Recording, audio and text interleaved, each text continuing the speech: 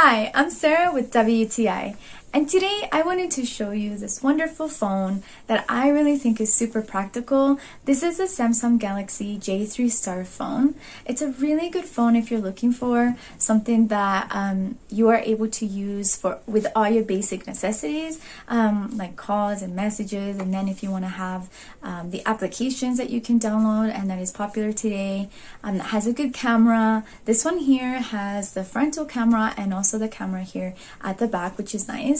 And I really think that this is also a really nice looking phone. As you can see, it's a very slim phone as well, so it's not too heavy, it's very lightweight, and it does function really well. So I'll show you here. If I press here, you'll be able to notice all of the applications that you can download. It's super easy to use as well. Very nice phone in that sense. If you want to have a phone that you can use that functions with all the basic necessities, this is a really good one because it's not difficult to use. It's not confusing. It's very nice in that way. I also like the fact that you can see that beautiful color as well, which is really nice. And at the back you can see the logo there, the Samsung, which is nice too.